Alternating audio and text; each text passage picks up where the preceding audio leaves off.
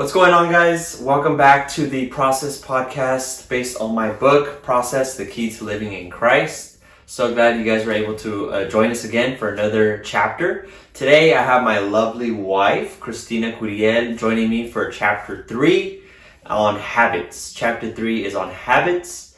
So about this chapter, real quick, just a quick little recap. We've already gone over chapter 1 and 2. This is chapter 3, habits. Habits is talking about what it sounds like. What are your habits, right? What we do on a daily basis creates habits of habit of doing this, habit of doing that.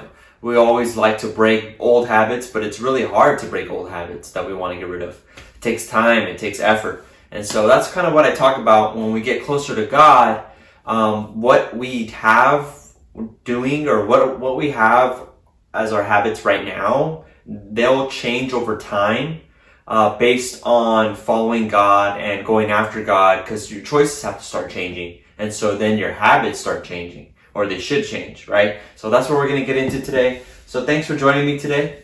You're welcome. She's real shy. I'm so shy. She's camera shy. So thanks for joining me. And today we're going to talk about chapter 3, habits. And so we'll just get right into it. So what did you think about the chapter? So what I thought about your chapter was, well, when you first asked me, which chapter you wanted to do, I was like, okay, habits is pretty good. Like, there's a lot of habits that I need to break. But then when I started reading into your book, the whole mindset section is the one that really convicted me, because that chapter or that section, it's been, for me, if I'm being honest, has been the biggest struggle for me is my mindset. I grew up I'm an introvert, a huge introvert. I get so nervous, my stomach turns into knots when I have to speak in front of people.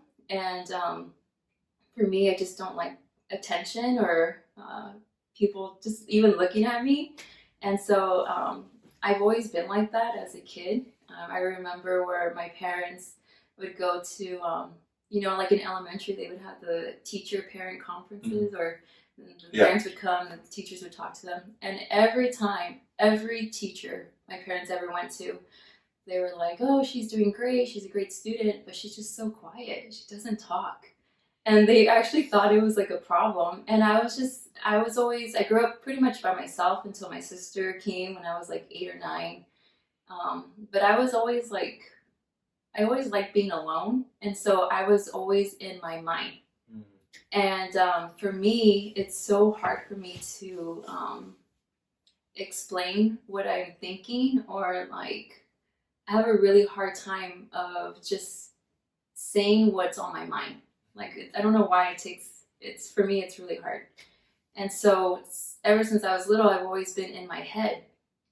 And for me, when I talk about something, I may be going through something and I'm like, oh my God, it's the end of the world. In my head, I make it seem like it's humongous. This problem is humongous. And then when I talk about it out loud to people, I'm like, wow, it really wasn't that big of a deal. So for me, my struggle or my process has been trying to get out of my head. And then that's why I recommended you reading that book, the Get Out of Your Head. That's a really good book by Jenny Allen. That's good. That one has really helped me in my process. Try to get out of my head, try to stop thinking toxic thoughts. And for me, I've been trying to, I like when you mentioned the growth mindset versus a fixed mindset. Yeah, so let's go ahead. Explain? Yeah, so let's go ahead and get into that. So in the book, I talk about, for those who don't know, never heard of a growth mindset and a fixed mindset, there was pretty much an author that came out with another book saying that we have two mindsets. One's a fixed and one's a growth. So an example of a fixed mindset would be if you're trying something new and you fail at it, a fixed mindset would say, I'm not good at this, I'm never going to be good at this, this is just not for me, I quit, right? That's a fixed mindset, just end all be all. A growth mindset would say, maybe I need to try a little differently. Maybe I need more practice. Maybe I could get good at this if I do it more. Maybe there's someone that can help me do this because I want to accomplish this. So you see the differences between a fix and a growth. A fixed one says, it's over, I'm done. A growth one says, let me give it another try. Let me keep trying. Let me get some practice at it. Let me ask for help. There's one saying, I'm going to do it no matter what. And the other one saying, I'm done. I failed once. It's over. So I kind of get into that in my book because when we grow with God, we feel like once we grow and we start changing and things start becoming new and fresh and we're learning about God, we get closer to God, there are things that are going to come against us that's going to cause us to be like, oh man, like I'm done. Like it's over, right? But the growth of it, right, the difference is the growth mindset being, you know what, maybe I just need to stick to God more. Maybe I need to trust God more. Maybe I need to, put more of my Bible knowledge into what I'm believing and how I walk day to day. And so there's a difference. Yeah. And having that difference, it makes a big difference because if you are fixed, that means that it's over. Like anything the devil throws your way, you're going to be done. If you have a growth mindset, it's like, this sucks right now, but maybe I can trust God more. Maybe I can do this. Maybe I just need to believe, the Bible a little bit more. Maybe I need to read my Bible a little bit more, right? So, I think before even we change our habits, you have this cycle that you put in your book, and I'll try to attach the picture of that on the video, but it's the habit cycle, and it says, before you even change your habit, it's your mindset. Right. And for me, it's like, okay, like a lot of it has to do with just changing my mindset. And I didn't realize how my mindset was a fixed mindset for so long. Like mine too. Didn't realize it until I was reading your book, and I'm like, dang, like, wow, there's so much that I need to change. Of course, it's a whole process, but I was thinking about it, and as I go through life, I start realizing that you know how like we always get like, you know how I used to always get upset at you when we would go out to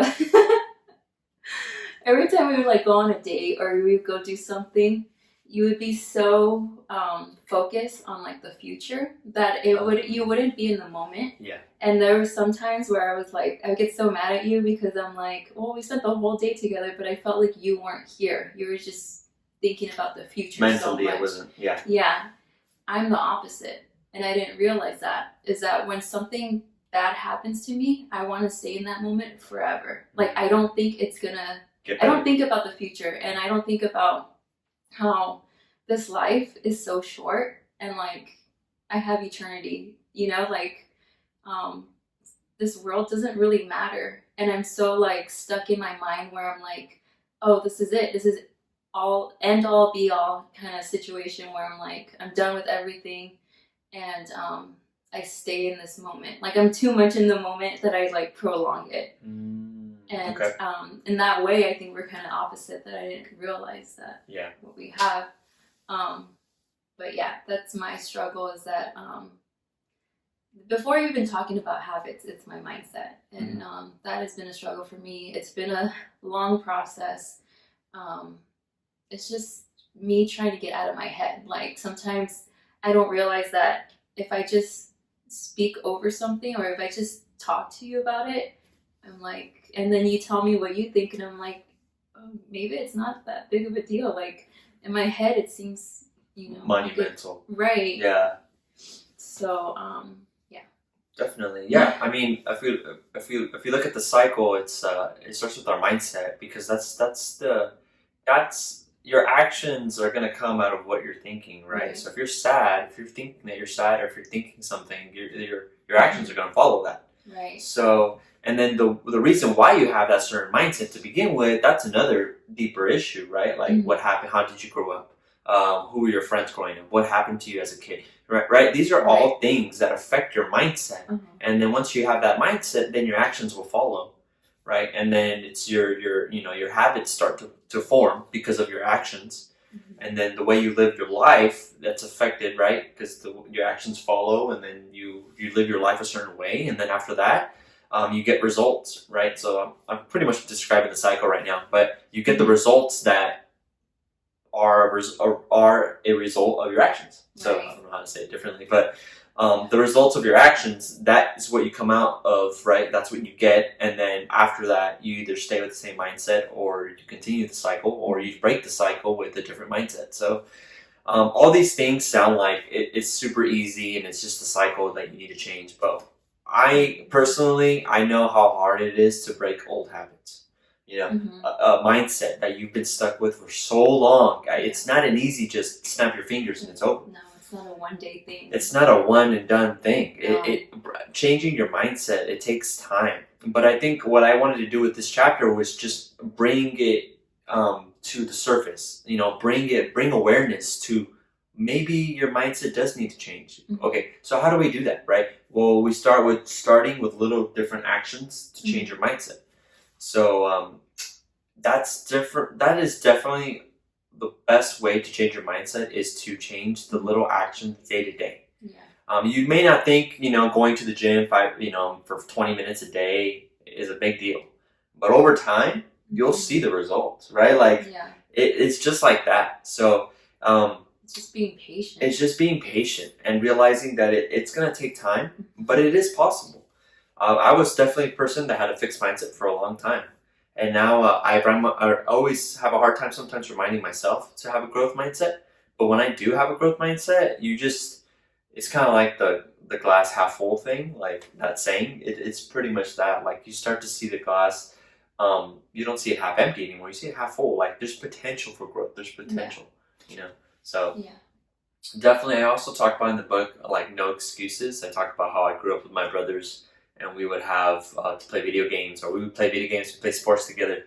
And being with brothers, we just get really competitive. And whenever we lost, we always made a promise to not have any excuses why we lost. Don't make any excuses, just admit you lost, kind of thing. Mm-hmm. And so I kind of put that in this chapter as well, because we can't create excuses for the lack of growth that we get. And that sounds kind of weird, but it's true. Like, for example, if you do want to, this is the easiest example I know. If you're out there, you don't like this example, I'm sorry. But if you want to lose weight, like, start eating healthy, right? Start going to the gym. Like, that's the way to lose weight.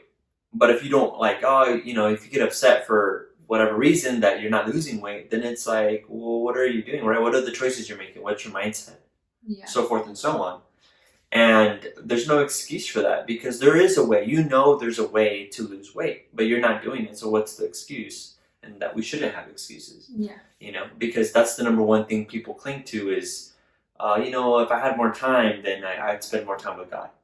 If I had more time. And it's like, well, why are you on social media so why, much? yeah, exactly. Right? What's up with Netflix? You're on your Netflix account for like 2 hours instead of, Yeah. So there's always going to be an excuse. And we're all human. We all do it.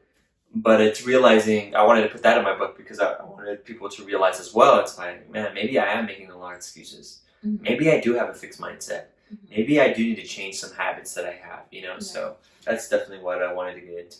And I think we should be more, what I liked about the book is that it made me be more aware of what I need to fix. Like there's a lot of, besides my mindset, but there's a lot of habits that I'm like, I'm not aware that I'm on social media so much, or that I'm on my phone so much. And I'm like, no, like, I don't realize it until you tell me, like, hey, like, get off your phone. I'm like, all right. Put your phone down. Like, spend some time, look at me, like. Yeah. And so I'm like, okay, yeah, like, it's just being aware, I think, is a big part of changing your habits. It's like first finding what habits you want to break.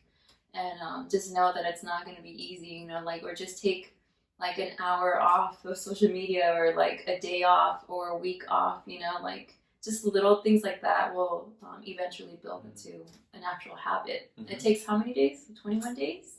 21 days? Or I thought it was 90 days. Oh, 90 days? Yeah. To keep a habit, I think it's 90 days. Oh, to keep a new habit, you have to do that. That is days. A long time. I think. Don't quote me 3 on months? that. But I think it's about 3 months. But that seems right, because it does take a while for me to establish a new habit. To go to the gym every day. It's like, it's not easy. Yeah. So I know it's not easy. I know it's difficult, and I know it's not just a quick fix, and everyone's different. Yeah. And so that's what my book's about. It's about everyone having a different journey, and everyone may be struggling with different things. Mm-hmm. But again, the goal is to get closer to God. The goal is to become a better person, right? As we get closer to God.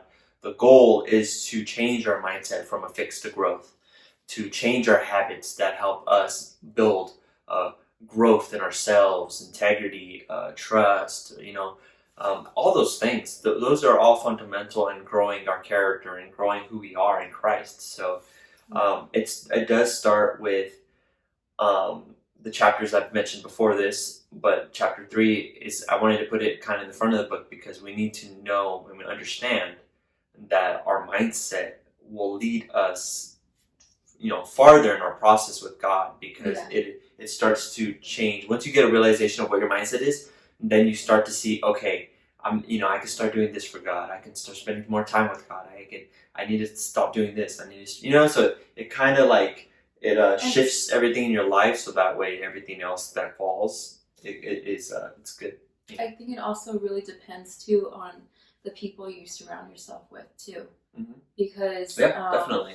Yeah, like the group of friends that I have now, and like even like I feel like God puts certain people in your life for certain seasons, right?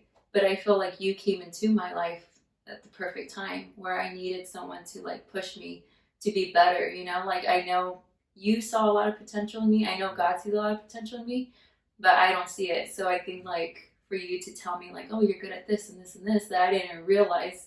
So for me, it's like if I surround myself with people like that, they're eventually going to push you to your potential, they're going to make you get better. But if you're surrounded with people who are like at a fixed mindset, you're going to stay in a fixed mindset, Yeah. And so, and if you don't have people who you're surrounded with, ask God to bring people into your life to help you grow, That's what I did. I mean, I prayed before I met my wife. I was already praying for my future wife. I was already praying for my future friends. I was already praying for my future job. Like I understood that God always knows what's going to happen in the future, but I also wanted to be a part of that because I also wanted to pray to God saying, I wanted to let him know, right? It's the relationship with God that you have, that where you trust him and you build that relationship. And so you start to pray for things that may not have come into pass yet. So you have to have that faith, you have to stick with it, and you have to keep growing. And I know it's not, growing is never comfortable. It's never comfortable because you're stretching. It's like when you build muscle, it's like getting married. The first couple months were. The first couple months. We'll do another episode on just how we met and our marriage so far for anyone that's newlyweds out there. If you're feeling what we're feeling, but we'll definitely have that podcast on this book. But just for fun, but. Marriage is a process. Marriage is a process. It's a growth. It's a growth. It has to have a growth mindset, and it is a process. So everything we'll ever do is a process, whether we believe it or not. And that's another chapter for another day. But thank you so much for joining us today for chapter 3, habits. If you have any other comments or questions for us, please drop them down below.